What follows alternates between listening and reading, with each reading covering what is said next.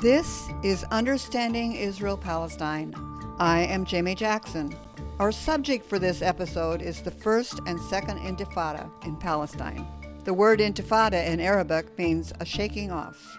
The First Intifada began in December of 1987, 35 years ago, and lasted more than 5 years, ending in 1993 when its momentum was undercut by the Oslo negotiations. Massive grassroots organizing then distinguished it from the many previous attempts to shake off the Zionist domination. The Second Intifada broke out in 2000. The story of the Intifadas has not yet ended. The collective memories of participants are accessible in numerous creations. For example, interviews by Al Jazeera with Palestinian men who had witnessed and organized the First Intifada can be viewed on its video available on YouTube. The documentary Nayla and the Uprising testifies to the central role played by Palestinian women, even in a patriarchal society. Collective memory is located in the individual. The individual gives voice to the collective memory. In this episode, we talk with Dr. Emad Moussa, Palestinian British writer and researcher who specializes in the political psychology of conflict and intergroup dynamics, focusing especially on Israel-Palestine. He also has a background in human rights and journalism. Now living in London, he experienced the First Intifada as a 7-year-old child living in a Gaza refugee camp. He was also living in Gaza during the Second Intifada.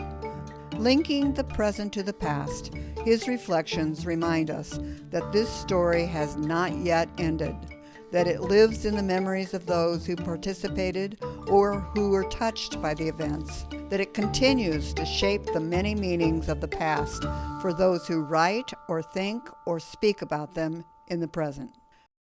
Dr. Emad Moussa, thank you so much for joining us on this episode of Understanding Israel-Palestine.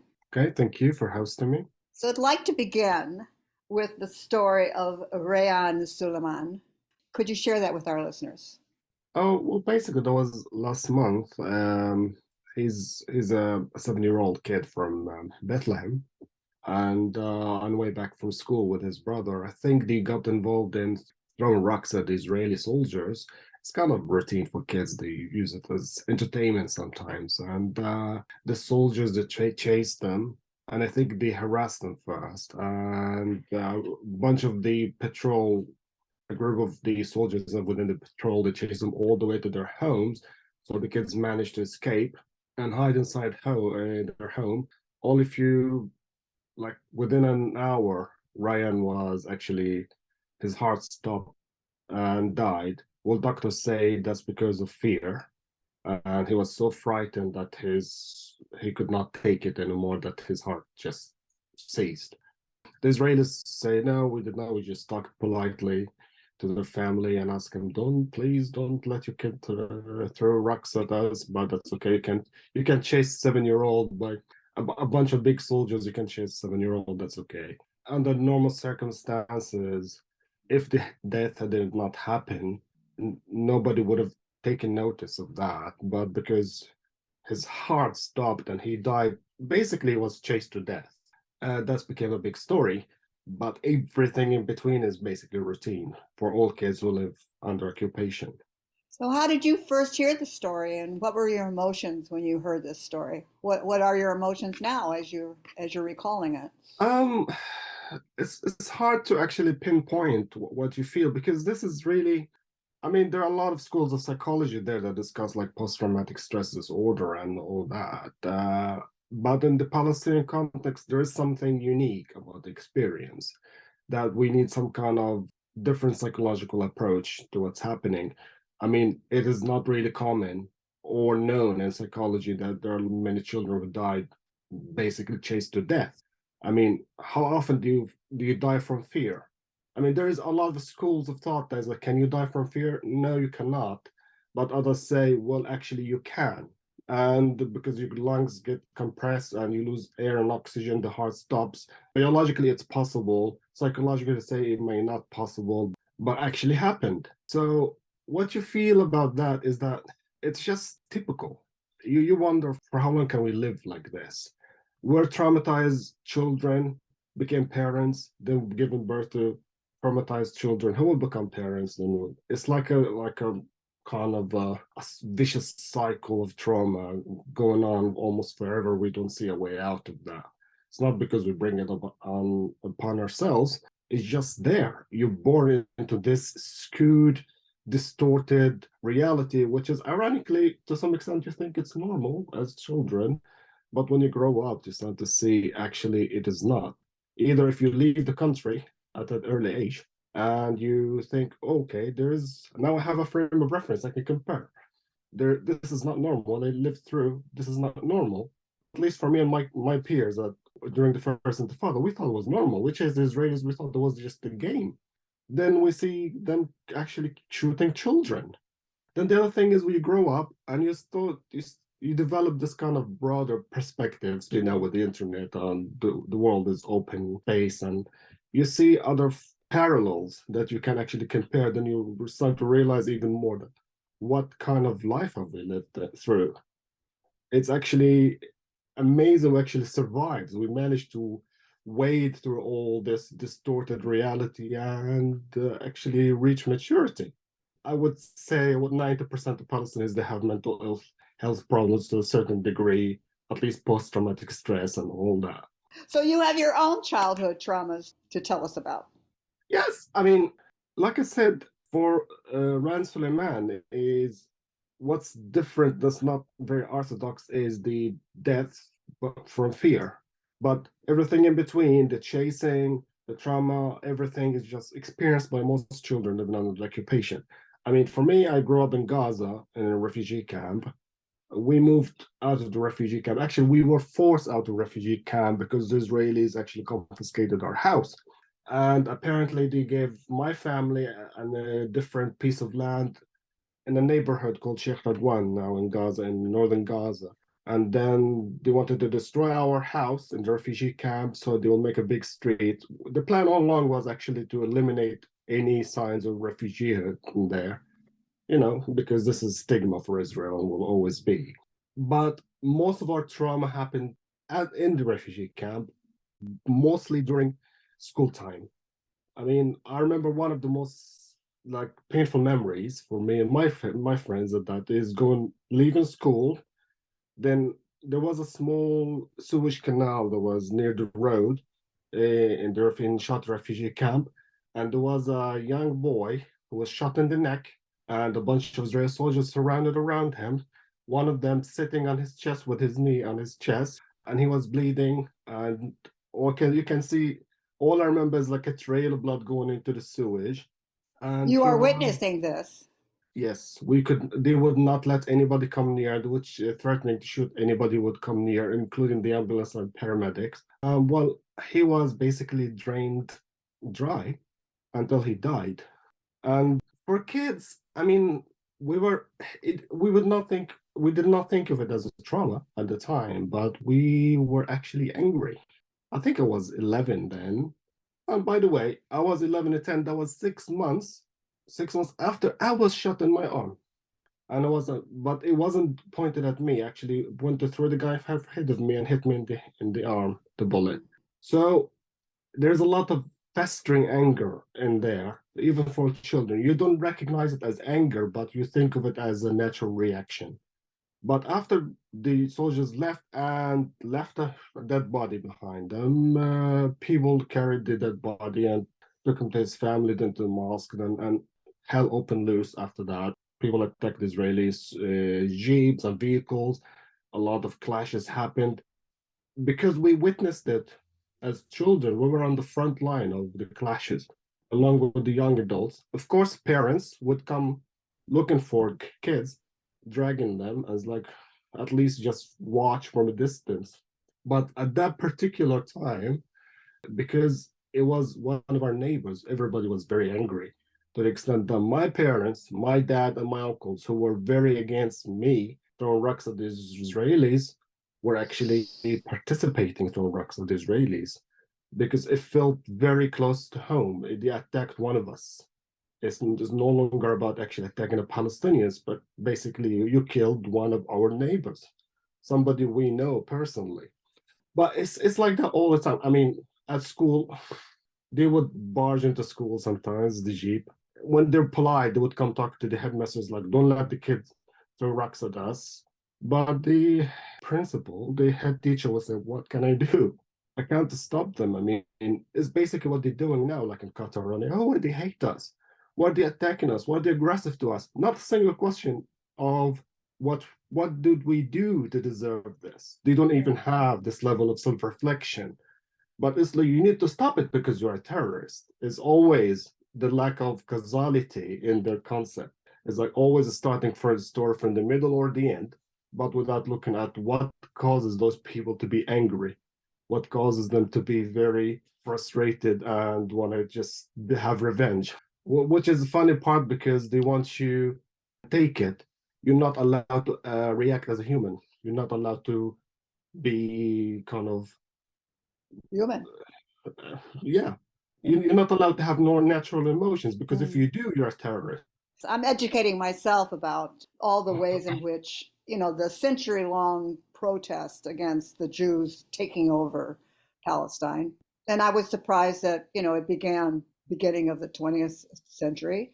But the Intifada, the way I understand it, was a little different because it was so organized. The beginning of the Intifada was somewhat blurred to me. I was maybe 6 or 7, Mm. but in the middle of it, I was aware enough to actually be part of it. Israeli soldiers there, clashes, different place, home incursions every other day, shooting, like tear gas, all that. It was a daily living.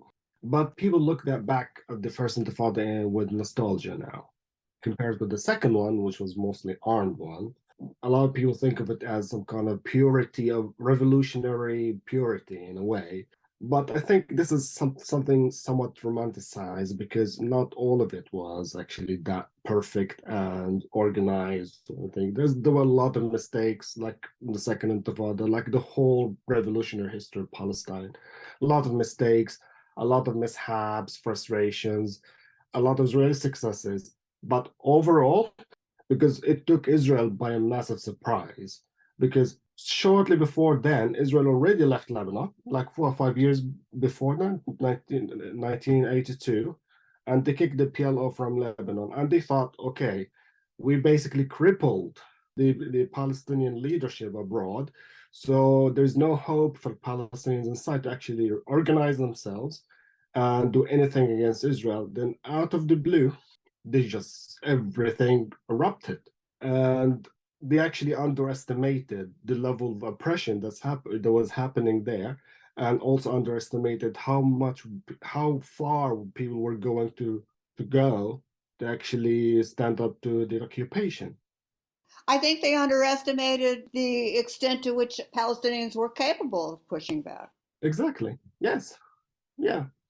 I mean, it's also there is a racist element in there. To some extent, they didn't see us as capable of actually having like national consciousness. It's the same as how old started with Zionism. I mean, when they came to Palestine, even when they admitted that the land is inhabited by native population, they decided no, they don't have any national consciousness, so they're not as equal humans as we are, European Jews. We're Zionists, basically. And but they were shocked by the fact that actually Palestinians, to some extent, were organized. They have like deeply rooted cultural, political, and nationalist feelings in that land. There was an Israeli. I mean, the most apologist of them, Israeli Zionists, they would say, "Well, Zionism came to Palestine." Instead of creating a Jewish nationalism, also created Palestinian nationalism. So they're attributing Palestinian nationalist consciousness to Jewish presence in Palestine. To some extent, this is true because what we call, and this is what we look at in political psychology as the in-group, out-group mentality. If you have an external threat, you tend to unite and fight against it internally. Zionism did not create Palestinian nationalism, it actually incited it, ignited it. It was there all along. I mean, anybody who would whose country would be invaded by somebody, they would actually call in or call out all the nationalist and feelings and homeland loving and all these kind of abstract meanings. Especially if we think of it at that time, Palestinians thought of Zionism as an existential threat, and it turns out to be, it is, it was, and will continue to be an existential threat to Palestinians. You are listening to Dr. Emad Moussa as he recalls his experiences in Gaza during the first and second intifadas. So during the first intifada, you were a fairly young child. I am supposing that your experience of it was mostly being confronted by soldiers at your family home, on the street. What was that like as a young child to be aware that something was different? When we actually chased the soldiers or threw rocks at them, we were kind of fearless. To the extent some of us would actually climb on top of the Israeli vehicles. Kids as young as 10 were very determined and fearless. But once caught, it was a terrifying, absolutely terrifying experience. Imagine yourself as a 10-year-old, 12-year-old, a child, you know how like 150 centimeters tall, with surrounded by 6 or 7 heavily armed big soldiers with guns. I mean, I remember when we caught me, it would chase me, my brother and I. We were throwing rocks and in the middle of a curfew. And we were like feeling very courageous and brave about it. But suddenly we did not expect that the soldiers actually will step out of the vehicle and chase us all the way to the sea. They caught my brother, who, quote unquote, he actually peed himself. He was so terrified. He's 1 year younger than me. I was a bit faster. They chased me all the way to the road that splits the refugee camp from the Mediterranean Sea, and they got, because I didn't know where to go, so I just gave up. And he beat the crap out of me. I was trying to hide behind his own gun, but the funny part is, once that happened, during the first intifada, there was some kind of very closely knitted social network that women would actually take the role of actually trying to snatch the young boys from the soldiers' hands, because the soldiers most of them did not know what to do with women, because I think they had already orders: do not attack women because they will enrage Palestinians tenfold. And it's a society of honor, and it's a patriarchal society defined by honor and determination and all that. So if you attack our women, it's a big deal. In all societies, women get a little bit more space, I think, from the violence. Yeah. So those women basically, I mean, overwhelmed the soldiers. Each one of them was screaming, "This is my son! This is my son! This is my son! This is my son!" Until the only woman who wasn't there was my mother. And she didn't have a clue what was going on. What's funny part is that because parents whose children were caught were charged with a lot of money to release them, I was so terrified of my dad, but not as much of the soldiers, because my dad told me, do not engage the soldiers, do not go there, do not do this, but you could not help yourself. They were everywhere. They were harassing you everywhere. As a child, you acted not based on incitement, but based on instinct. So yes, it's kind of it was kind of messy in a way. And you think about it at that time as a child's play, but thinking back, it's actually a miracle actually made it through. So when the second intifada began in around 2000, by this time you're a young man, so that was a different experience, I'm sure, for you. Or was it very similar? It is a different experience for two main reasons. First, awareness. Second is the mechanism of how that happened. The awareness, I'm aware of what's happened. I've got a higher sense of responsibility. I don't want to just go there and do things. I need to think things through before I make any step. Not because I'm scared, but because of I need to be careful with the consequences. The second thing, the Intifada was an armed one, and the methods Israel used were warlike methods, like Apache helicopter, F-16, jet fighters, tank artillery, everything against Palestinians there. Not to mention, that was after Oslo, and within the cities in the Gaza Strip, there were not many Israelis. They were not soldiers. They had like settlements like Netzarim that was in the middle of Gaza, and there was like Gush Katif in the north and the south, between Rafah and Khan Yunis, and use them actually to cut off the small strip into three sections. But this, if I remember, if I want to compare, the first Intifada was more spontaneous. There was more maneuverability in terms of revolutionary purity, if you say so. The second one was extremely brutal and unforgiving. And above all else, it was stifling. Complete. They would use like kind of checkpoints and to actually stifle you physically. You wouldn't be able to go from the south to the north of Gaza. I remember once I came back from Rafah, which is basically on a bicycle, you can cross this in 1.5 hour. And there was a checkpoint, a very notorious one, in the middle of the Gaza Strip. It's called Abu Holi. It's near Khan Yunis, which more or less that splits the Gaza Strip into two halves, north and south. And one soldier was sitting there, decided, okay, I'm not going to let anybody go. We ended up there for 18 hours on one side, people sleeping on the mud, just waiting just to go there. Some of them can actually see their homes on the other side of the checkpoint, but the soldier was sitting there, actually waving to the cars with his feet from behind big concrete blocks. As when they opened it, it was like one entrance here and another entrance on the other side, and there's a small road in the middle. So when they open it, they actually lock you in for a little bit, for like 4 cars at a time, and sometimes they inspect you and everything. I mean, most annoying of all is settlers were like whizzing by. Apartheid always in the making. But when it was my turn, because we're a bunch of young guys in one car, a tank came and stopped us. The soldiers, without actually talking to us or asking us anything, they just dragged us out of the car and they said, "Give me your ID card." And I was thinking, this is just stupid. Why are you asking me my ID card? You're the one who blocked me. You're the one in my country.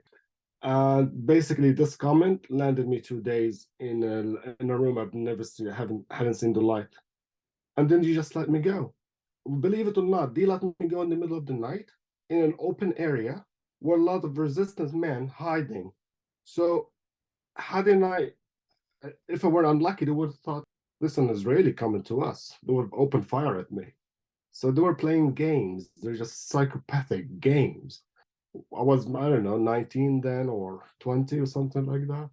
So I was not that kind of sophisticated in the sense of understanding the intricacy of what's happening, but it was abuse all along. So what started as supposed to be 1 hour trip ended up 3 days trip for me. And that happened so many times for so many people, almost routinely every day during the second Intifada. Well, it sounds like during the second Intifada that the Israelis were more strategic in how to combat the Intifada. I think they were warlike strategic. They did not deal with the Intifada as a populist rebellion. They dealt with it as a warfare. I mean, there hasn't been a single case in history, mark my words, not even in Algeria during the independence war, that an occupier would wage a full-blown war on the occupied. There's oppression, there's suppression, there is a lot of aggression, but not deal with the occupied who are far less qualified militarily as you are. Use military warlike tactics against them. It was for Palestinians, this is an Israeli doctrine, like kind of disproportionate. Yeah, I mean, suppress them with fear, kind of hit them and hit them hard, but obviously it doesn't work with Palestinians. We're very used to it, but we paid a lot. Well, I ran onto a term called pesoptimist. It's a combination of pessimist Okay. and optimist. So I'm going to throw that at you. How do you see the future? Well, as a Palestinian, you're always pessimist in the sense of you don't see a way out, but try your best. You literally, I'm not exaggerating when I say we basically feel like we're being strangled every day. When you push somebody into the corner and you describe, like, push a cat into the corner and see what happens. The most peaceful, loving cat will turn into like a predatory animal. And that same applies to humans, and Palestinians were not from Mars anyway. We react the same way emotionally and impulsively like everybody else. But yes, the Palestinians, they have this tendency because of long history of oppression, of being very cautious about what to think of the future, because you have very little control of what's going to happen next. We have the saying that whenever we talk about the future, we say when the donkey goes up the minaret, which basically says it's impossible. It's kind of a satirical but dark comedy that we do not know what's going to happen next. Not because we're pessimistic, because we don't have much control of the future. You know, and there's even like a quick thing. There's the first attempts in Palestinian sci-fi. There's a story called like "Singing to the Birds." I think a short story talks about somebody who uh, basically he dies and he comes to his sister in her dreams and tells her that and she tells him that his Palestine was liberated. Everybody's happy now, only to discover later that all this future was made up was simply algorithm designed by Israel to trick Palestinians into thinking that they were liberated finally. So this is the updated level of pessimism, that they want to actually program our future. They want to trick us into actually a certain reality only designed based on what they want. So yes, bad experience will always be cautious about what they think of the future, but at the same time, they wouldn't survive without hope. Without hope, the heart would break. Sure. Otherwise, we could not continue. So you're a British citizen now. And so does that in any way change your ability to go back to Palestine? I managed to go back to Gaza for the first time in 15 years last year. But even with British citizenship, I cannot go, say, to the West Bank without permission, because recently I had an invite from an institution there just to deliver a talk, and Israelis actually declined my visa. You need to stop for a minute there. Israelis declined me a visa to enter my homeland. I mean, let that sink in. Thank you very much for joining with me. Thank you for sharing your time today. At the Truth and Reconciliation Commission in South Africa, the testimony by Nombulelo Makhubu served as a forceful reminder that the individual gives voice to the collective memory. In a photo that became an iconic representation of the brutality suffered during the 1976 uprising in Soweto, her son is seen carrying the body of a young schoolboy, an image that became so powerful in its symbolic weight that it threatened to eclipse the stories of those it represented, the children who stood at the epicenter of that historical moment. During Palestine's first Intifada, some 300 children were killed by Israeli forces. During the second Intifada, more than 1,300 children were killed. More than 40 Palestinian children have been killed in the last 11 months. This is Understanding Israel-Palestine. Thank you for listening.